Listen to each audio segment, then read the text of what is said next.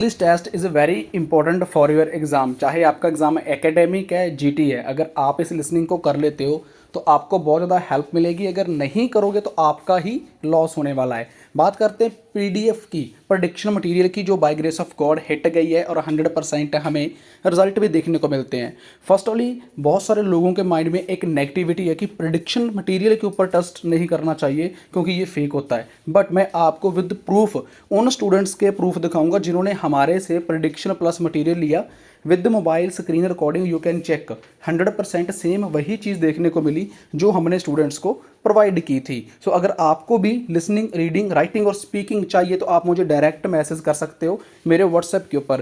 Result आप अपनी screen के ऊपर भी देख सकते हो, जो कि 9-8 बैंड हमें देखने को मिले हैं, खास करके रीडिंग में और लिसनिंग में। सो नेगेटिविटी वाले दूर रहें, पॉजिटिविटी जिनको फिक्र है अपना आईएलटीएस क्लियर करने की, वो मुझे व्हाट्सएप के ऊपर मैसेज करके पीडीएफ को। A number of different recordings, and you will have to answer questions on what you hear. There will be time for you to read the instructions and questions, and you will have a chance to check your work. All the recordings will be played once only. The test is in 4 sections. At the end of the test, you will be given 10 minutes to transfer your answers to an answer sheet. Now turn to Section 1. Section 1. You will hear a lecturer talking about food preservation. First, you have some time to look at questions 1 to 5.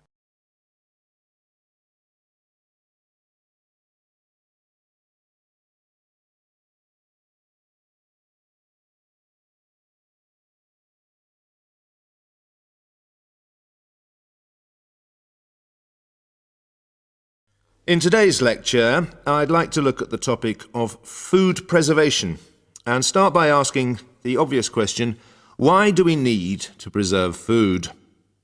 Well, apart from keeping it fresh for our daily needs, many foods, such as fruit and vegetables, are only available at certain times of the year. So if we want to be able to eat these foods all year round, we need to preserve them. We also need to preserve food for export overseas, to make sure that it doesn't perish in transit. And lastly, we need to be able to preserve food for when there are food shortages. There are a number of methods of preserving food which involve both high and low temperatures, chemicals, irradiation, and drying. Let's have a look at these in turn. In the 1870s, the French scientist Louis Pasteur showed that microorganisms in food could be destroyed by raising the temperature of the food, a process now known as pasteurization. This involves heating milk to just 65 degrees Celsius for 30 minutes. A new method, the ultra-high temperature, or UHT process, involves heating milk to 150 degrees Celsius for 3 seconds. The advantage of treating milk in this way is that it lasts much longer, though I tend to feel, and I'm sure many of you would agree, that taste is somewhat sacrificed in the UHT process. Tin cans were first used in the early 1800s to store and preserve food. Just as they are now, the cans were tin-plated steel containers, and the process had the advantage of being cost-effective. Unfortunately, however, there were many early cases of food poisoning because the canning process was not fully understood at that stage. We now know the exact temperature and length of time each food needs for proper preservation, which has greatly reduced the risk of food poisoning.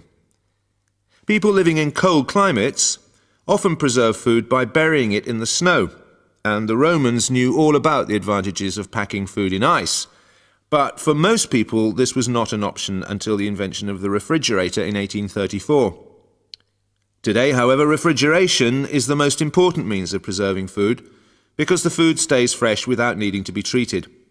However, refrigeration requires an electricity supply, and unfortunately, if the power goes off, so does the food. Before you hear the rest of the conversation, you have some time to look at questions 6 to 10.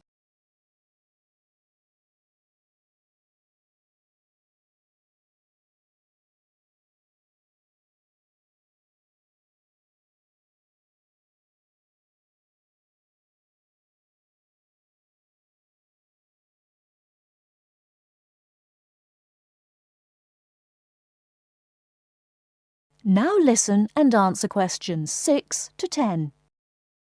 A variety of chemicals can be added to food, and you'll find their names listed on the labels of cans and bottles. Salt is probably the oldest of all the chemical preservatives and was used by many ancient civilizations for many years. Sugar also acts as a preservative and is used to preserve jams in much the same way that vinegar is used to pickle foods. Chemical preservatives are effective, but they do not suit all foods, and the processes involved are time-consuming. Another method of preserving food is by drying it. Most foods are 75% to 90% water, so if you remove the water, the microorganisms simply can't survive. When food is dried, it not only lasts a long time, but it also becomes much lighter, which is a big advantage, as this makes it cheap to store. Though some people argue that valuable nutrients are lost in the process. Early methods for drying food involved cutting it into strips and hanging it in the sun or over fires. But there are now a number of more modern methods which involve the use of recent technology. One of these is known as roller drying, and it's a highly effective way of making dried foods from liquids, such as soup. Have a look at this diagram to see how it works. Well, first of all, the hot soup is poured in at one end here. The liquid spreads to form a thin layer on a heated belt. The liquid dries as it moves along. By the time it reaches the end of the belt, all the water has evaporated, leaving only dry powder. A blade then scrapes the dried material off the roller and captures it in powder form. All you have to do is add boiling water, and you have your hot soup back again, ready to drink. Another method is called freeze drying, and for those of you who still remember... That is the end of section 1. You now have half a minute to check your answers.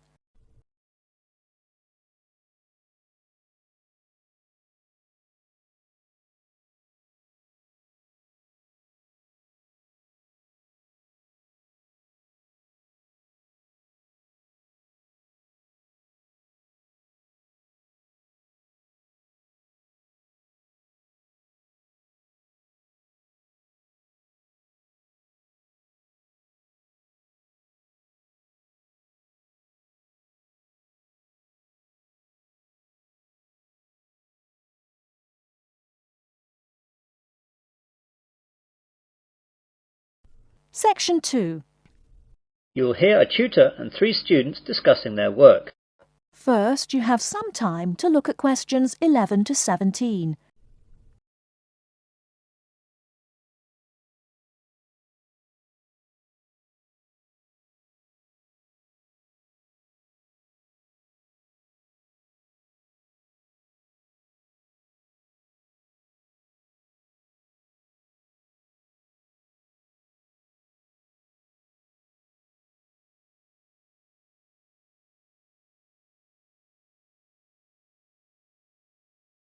Now, listen carefully and answer questions 11 to 17.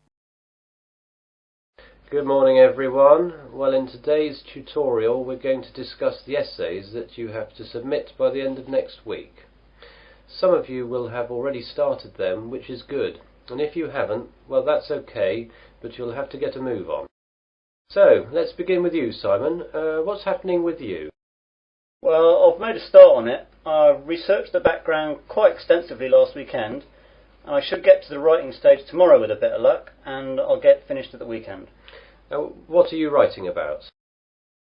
I decided to look at the car manufacturing company Jaguar, examine the problems they had with reliability in the 1970s and 80s, how they dealt with it, and how it affected their marketing and sales strategy. That sounds pretty interesting. Any problems with that? At the start I had problems getting information from that far back, but after rooting around in the library I found some magazines which gave me information and also gave me references to find other stuff. It seems now the only problem is keeping to the 4,000 word limit. It just seems that I have so much to write about.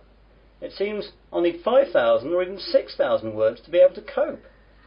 Yes, your essay title seems to me to be very wide-ranging. Would you think about cutting out part of it? How about looking at their sales and marketing strategy, but only mentioning the problems in the 70s and 80s and not going too far into it? That's a good idea. That will make it much easier to handle. By the way, how do you want us to hand in our work? Do you want us to drop in a hard copy to your office? You could do that, but I'd prefer it if you just emailed it to me as an attachment. You've all got my address. If not, give it to the secretary, clearly marked that it's for me. Right, Jennifer, how about you? I've not really got going on it yet, but I have decided on a subject. I'll try and do some research during the rest of this week, and I should get writing this weekend. OK, what are you writing about then? I want to look into how supermarkets use market surveys to develop their products. Will you have enough time to find out what sort of things that the supermarkets do? You won't have much time for that. I should be okay. I've had a look in the stack system in the library, and I found a magazine that surveyed all the UK major supermarkets and a trade publication that analysed the same things in Canadian supermarkets. Be careful about using their conclusions too much. The university takes a tough stance on plagiarism. Make sure you properly list where you get your information from in a bibliography and try and do your own analysis. Get going too, as that analysis will take a bit of time. OK, thanks. Before you hear the rest of the talk, you have some time to look at questions 18 to 20.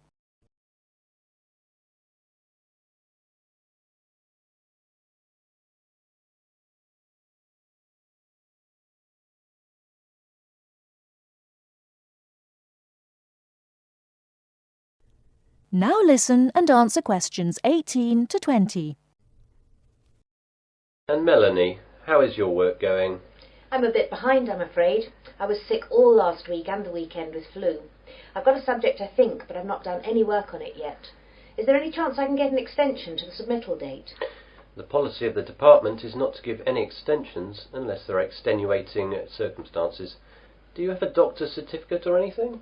I went to the doctor's, but I didn't get a note as I didn't realise I would need it. The doctor will have a record of me, though, as I got a prescription. I'll go back and get one. Yes, do. If you get one, then there shouldn't be a problem getting an extension. Without it, though, you'll be in trouble. What subject are you considering, anyway?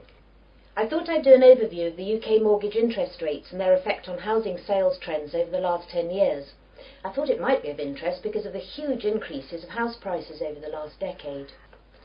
Certainly an interesting subject, and it should be no great problem getting information, as this has been fairly well documented.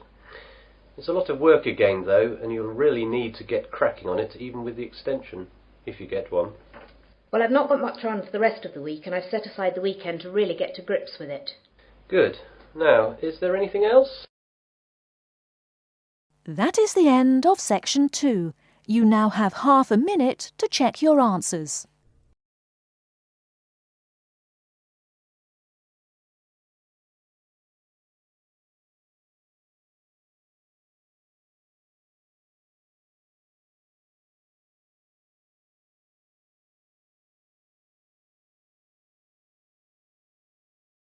Section 3.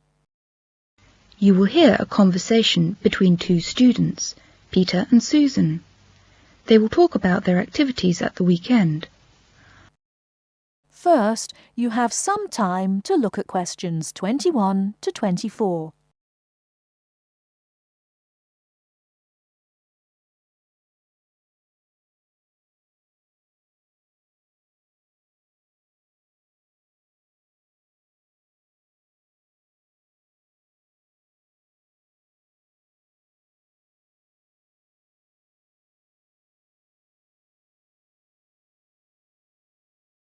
Now, listen carefully and answer questions 21 to 24. Hi, Susan.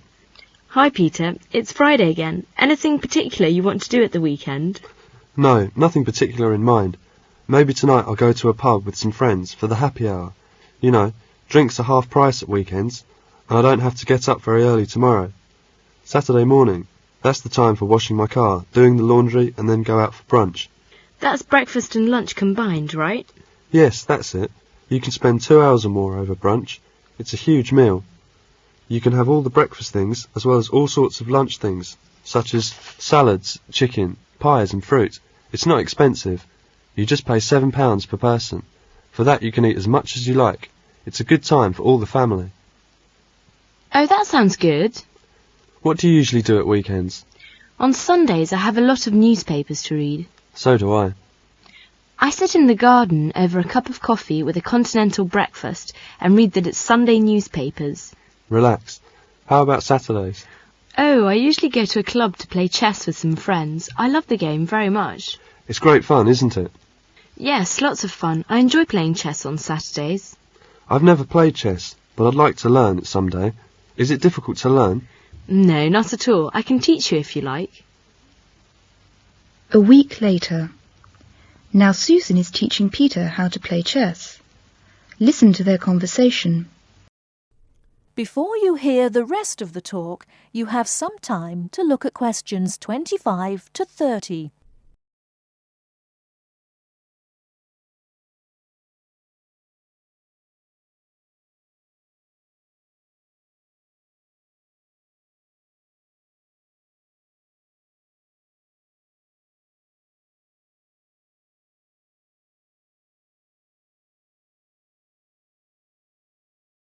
Now listen and answer questions 25 to 30.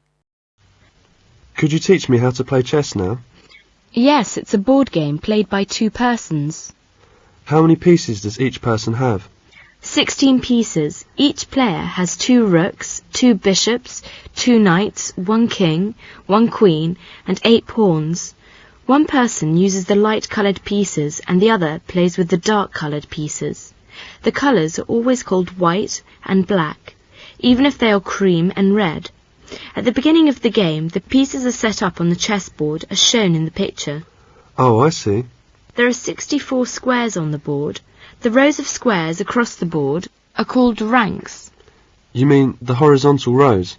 Yes, the rows of squares up and down, I mean the vertical rows, are called files. Lines of squares running diagonally are called diagonals. How to move the pieces? There are some rules. Each of the pieces has to move in a certain way. The players take it in turns to move their pieces and can move only one piece in each turn. Once you have touched a piece, you must move it. After you have moved it and taken your hand away, you must leave the piece where it is. So, you are not allowed to change your mind? No. Each player has 2 knights, a king's knight and a queen's knight. They are shaped like a horse's head. The knight is the only piece which can jump over pieces.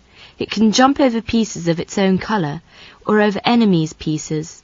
The knight can move in any direction, forwards, backwards, or to either side, but it always has to move 3 squares at a time. When the knight moves, it must go 2 squares in one direction and then 1 square to the side. I have to remember this. What is the aim of the game? Well, it's to trap your opponent's king so it can't escape being captured.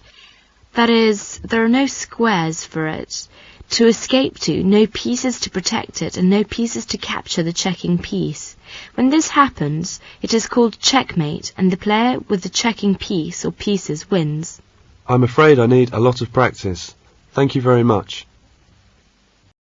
That is the end of section 3. You now have half a minute to check your answers.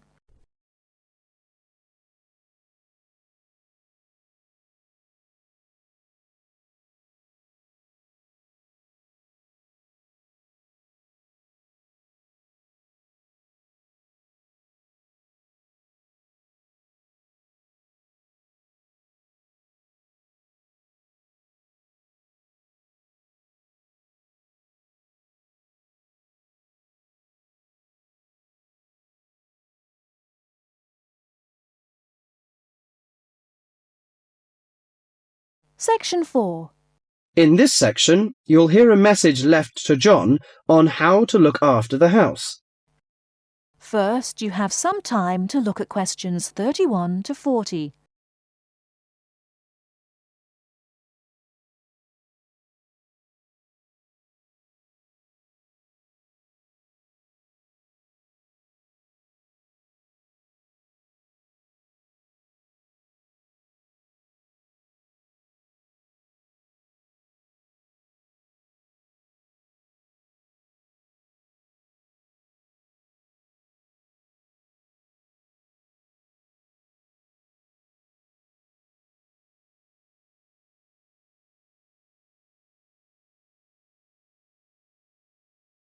Now listen carefully and answer questions 31 to 40. Hello, John. Welcome to the house. I'm really pleased that you can be here to look after my house while I'm away. Here are some things you need to know about the house. Important stuff like when the garbage is collected. In fact, let's start with the garbage, which is collected on Friday. Just write garbage on the calendar on the days they take it away. Put it out on Friday every week. That'll be Friday the 22nd, Friday the 29th, and Friday the 5th. It's a really good service. The trucks are quiet and the service is efficient. The bin would be put outside of the house empty. It's a good idea to put it away quickly. This street can be quite windy. I once watched my next-door neighbour chase her bin the whole length of the street. Every time she nearly caught up with it, it got away again. The waste paper will be collected this Tuesday. That's Tuesday the 19th. There's a plastic box full of paper in the front room. Please put it out on Tuesday. The truck will come during the day. If you don't mind collecting old newspapers and other paper and putting them in the box, I'll put it out when I come home. The paper people only come monthly. I have some things to give to charity in a box in the front room. Would you put it out on Monday the 25th, please? It's a box of old clothes and some bed linen which I've collected, plus a few other bits and pieces. The charity truck will come by during the day on the last Monday of the month. Like the paper people, it comes monthly. If you want to use the library, you'll find it on Darling Street. I've left my borrower's card near the telephone. It has a very good local reference section if you want to find out more about this city. The library is open from 9 a.m. to 5 p.m., Monday to Saturday. I'm sorry to say that we don't have a cleaner. Oh yes, filters. Would you please change the filters on the washing machine on the last week of the month, no matter which day? We find that the machine works much better if we change the filters regularly. The gas company reads the meter on the 30th, the last Saturday. I think that's all the information about our calendar of events. Well, John, I'm trying to think what else I should be telling you. As you know, I'm going to a conference in London. I hope to have a little time to look around. It's a great city. I do hope I manage to get at least some of the theatres and museums. I'm looking forward to all the things I have to do at the conference too. I'm giving a paper on Tuesday the 26th, and there are a couple of exciting events planned later in the conference programme. I hope to meet up with an old teacher of mine at the conference. She taught English literature at my high school, and we've kept in touch through letters over the years. She now teaches at the University of Durham, and I'm really looking forward to seeing her again. By the way, I expect you're hungry after your trip. I've left a meal in the refrigerator for you. I hope you like cheese and onion pie. Would you do me a favour, please? I haven't had time to cancel an appointment. It was made a long time ago and I forgot about it until this morning. It's with my dentist for a checkup on Thursday the 28th. Could you please call the dentist on 8162-525 and cancel the appointment for me? Thanks a lot, John. One last thing. When you leave the house, make sure the windows and doors are shut and set the burglar alarm. The alarm code number is 9120. Have fun. I'll see you when I get back. This is your friend Martha, saying goodbye. That is the end of section 4. You now have half a minute to check your answers.